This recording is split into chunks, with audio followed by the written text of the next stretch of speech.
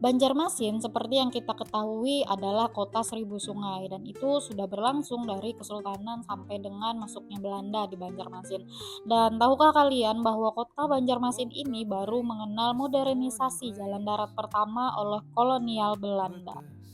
Halo bersama Mbak E di sini. Hari ini Mbak E lagi ada di Jalan Jenderal Sudirman Banjarmasin. Dan tahukah kalian bahwa Jalan Jenderal Sudirman adalah jalan darat pertama yang dibangun di Banjarmasin pada masa kolonial Belanda?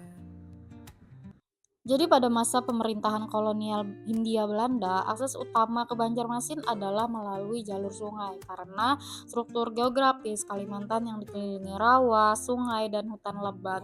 Namun demi kepentingan logistik, komunikasi militer, dan perdagangan, Belanda mulai membangun jalan darat untuk menghubungkan Banjarmasin dengan daerah-daerah pedalaman Kalimantan Selatan. Dan kota Banjarmasin pertama kali mengenal modernisasi sejak zaman Kesultanan Banjar pada tahun 1898. Dan di tahun itulah baru dimulai pembangunan jalan di wilayah tengah kota yang sekarang bernama Jalan Jenderal Sudirman di kawasan 0 km yang dulunya kawasan Benteng Tatas. Dan tahun itu merupakan tahun dinamai transisinya budaya Banjar yang dari dulunya sungai menjadi ke jalan darat.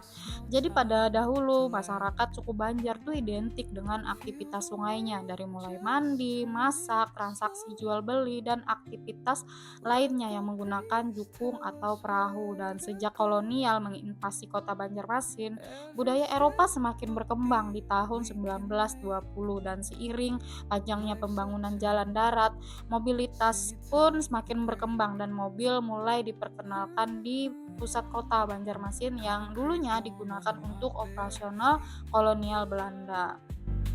Crowds moving like a heartbeat,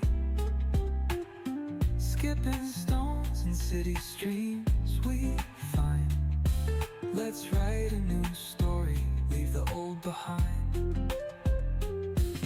Someone's cooking love in the air, I swear. Every spark in their voices shows they care. Colors splash like secrets on the